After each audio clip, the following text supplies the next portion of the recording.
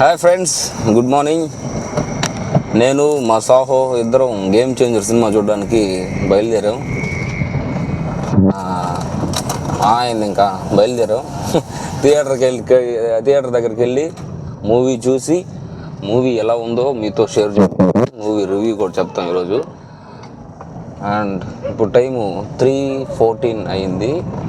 మనకు 4:20కి షో పడుతుంది నెల్లూరు S2 థియేటర్లో. ఓకే, ఆ షో చూసేసి సినిమా ఎలా అనిపించిందో అన్నీ చెప్పేస్తాం. అండ్ సినిమాకి మాత్రం చాలా హైప్ ఉంది. సినిమా టికెట్లన్నీ వితిన్ మినిట్స్లో అన్ని టికెట్లు సోల్డ్ అయిపోయినాయి. అది స్టార్ హీరోలకి అన్నిటికీ జరుగుతుంది విషయం కాదు, కానీ శంకర్ గారు సినిమా చాలా రోజుల తర్వాత ఆయన వింటేజ్ శంకర్ కనిపిస్తున్నారు అని ట్రైలర్లో చూస్తే మనకు అర్థమవుతుంది. ట్రైలర్లో రామ్ చరణ్ లుక్స్ అయితే చాలా బాగున్నాయి. అండ్ ఒక్క సినిమాలోనే ఆయన రకరకాల గెటప్లు వేస్తున్నారు, ఒక పాటలోనే ఒక రకరకాల గెటప్లు వేస్తున్నారు. బీభత్సంగా రామ్ చరణ్ చూడడానికైనా వెళ్ళొచ్చు. జర్నీలో అలా గేమ్ చేంజర్ పాటలు పెట్టుకొని వింటూ వెళ్ళాం. అండ్ థియేటర్ బయటకి అప్పుడు ఎంటర్ అయ్యాం. లోపలికి పంపిస్తూ ఉన్నారు అండ్ లోపలికి కూడా ఎంటర్ అయిపోయాం. అండ్ మూవీ ఎలా ఉందో చూసి చెప్తా. హాయ్ ఫ్రెండ్స్, ఇప్పుడే సినిమా చూసి వస్తున్నాము. నేను సాహో వెళ్ళాం. అండ్ సినిమా ఎలా ఉంది అని చెప్పాలి అంటే, సినిమాలో డైలాగ్ ఉంది, ఐఎమ్ అన్ప్రెడిక్టబుల్ అని. Means everything predictable. మనం ముందే జరుగుతుందో మనం ఊహించగలం. సినిమా అయితే నాకు ఓవరాల్గా నచ్చలేదు బ్రదర్. ఇంకా దాని గురించి ఏం చెప్పాలంటే, ఫస్ట్ హాఫ్లో కొన్ని ఎలిమెంట్స్ బాగున్నాయి. రామ్ చరణ్ ఇంట్రడక్షన్ సూపర్గా ఉంటుంది. దాని తర్వాత బ్యాక్గ్రౌండ్ మ్యూజిక్ బాగుంది. డ్యాన్స్ సాంగ్స్ బాగున్నాయి. అంతే. ఫస్ట్ హాఫ్ బాగుంది. ఇక సెకండ్ హాఫ్ మొదలైన తర్వాత రామ్ చరణ్ ఓల్డ్ క్యారెక్టర్ అంటే అప్పన్న క్యారెక్టర్ వస్తుంది. అప్పన్న క్యారెక్టర్లో పర్ఫార్మెన్స్ పీక్స్. అంటే రంగస్థలం తర్వాత రామ్ చరణ్ గారి పర్ఫార్మెన్సు నెక్స్ట్ లెవెల్కి వెళ్ళిపోయింది. ఆర్ఆర్ తర్వాత ఇంకా వెళ్ళిపోయింది. దాని తర్వాత ఇప్పుడు గేమ్ చేంజర్లో ఆ ఫీచర్స్ అన్నీ కనిపిస్తున్నాయి. అంతే పర్ఫార్మెన్స్ ఓరియంటెడ్గా రామ్ చరణ్ గారిని ఏ పర్ఫార్మెన్స్ అయినా చేయగలడు అనే విధంగా పర్ఫామ్ చేశారు. అంత బాగా యాక్టింగ్ చేశారు. అదొక్కటే ప్లస్. సెకండ్ హాఫ్లో రామ్ చరణ్ గారి క్యారెక్టర్ మాత్రం ప్లస్. మిగతా అదంతా డొల్ల. సెకండ్ హాఫ్ అస్సలు బాగలేదు. అస్సలు చూస్తున్నంతసేపు నాకైతే కళ్ళు మూసుకుని పోతా ఉంది. అంటే నాకు మామూలుగా నిద్ర లేకపోవడం వల్ల కాదు, నాకు సినిమా కానీ బాగుంటే అప్పుడు జరగండి సాంగ్ వచ్చినప్పుడు నాకు కొద్దిగా ఊపు వచ్చింది. దాని తర్వాత మెలకు వచ్చింది, మళ్ళీ డల్ అయిపోతుంది. మళ్ళీ నా పాటికి నేను మా వాడు తట్టి లేపితే లేస్తున్నాను. ఆ తర్వాత అలా జరిగింది.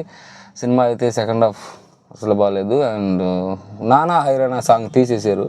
నానా హైరానా సాంగ్ అంటే ఈ దిల్ రాజు గారు ఒక స్టేజ్ మీద చెప్పారు, ఒక పాట కోసం ఎన్నో కోట్లు, 10 కోట్లు 15 కోట్లు మొత్తం పాటలన్నిటి కోసం 75 కోట్లు ఖర్చు పెట్టామని. ఆ పాట కోసం ఎన్ని కోట్లు ఖర్చు పెట్టారో అన్ని కోట్లు ఆయన నేలలో వేసినట్టు అయిపోయింది అనుకుంటా. లేకపోతే మళ్ళీ కొన్ని రోజుల తర్వాత, ఒక వారం తర్వాత మళ్ళీ రిలీజ్ చేస్తారేమో తెలీదు. కానీ నానా హైరానా సాంగు అంటే ఆ ఆల్బంలో నాకు నచ్చిన పాట ఏంటంటే నానా హైరానా సాంగ్. కానీ దాన్ని తీసేశారు. సరే, మనకు నచ్చిందని ఉంచరు అనుకోండి. మొత్తానికి మనకు నచ్చినట్టయితే సినిమా లేదు, అన్ప్రెడిక్టబుల్ కాదు. ముందు ఏం జరుగుతుంది, నెక్స్ట్ సీన్లో ఏం జరుగుతుంది, దాని తర్వాత ఏం జరుగుతుందో మనకు ముందే తెలిసిపోద్ది.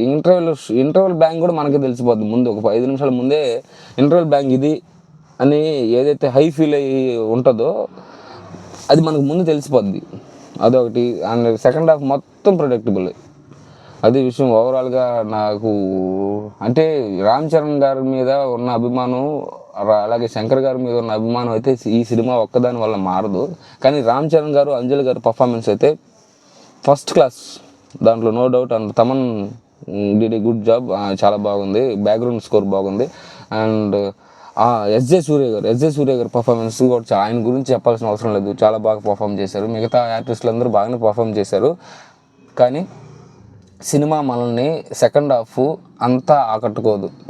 అండ్ రామ్ చరణ్ గారి ఫ్యాన్స్ కూడా చాలా, నేను కూడా రామ్ చరణ్ గారిని అభిమానిస్తాను. ఫ్యాన్స్ కూడా కొద్దిగా ఇబ్బంది ఫీల్ అవుతారు. ఏంది ఇది అంటే సెకండ్ హాఫ్ మొత్తం నేను చూశాను. ఫస్ట్ రోజు ఈరోజు అంటే ఎర్లీ మార్నింగ్ షోలో ఫ్యాన్స్ మాత్రం ఉంటారు. సెకండ్ హాఫ్ నడుస్తున్నప్పుడు ఒక్కసారి కూడా అరవలేదు ఎక్కడ కూడా. అంటే హై వచ్చే మూమెంట్లు కానీ ఒక బ్యాక్గ్రౌండ్ స్కోర్కో లేకపోతే ఒక సీన్కో ఒక డైలాగ్కో ఏదో ఒక దగ్గర పెద్దగా అరిసి పెద్ద కేకలు పెడతారు కదా, అలాంటిది ఏం లేదు సెకండ్ హాఫ్లో అయితే.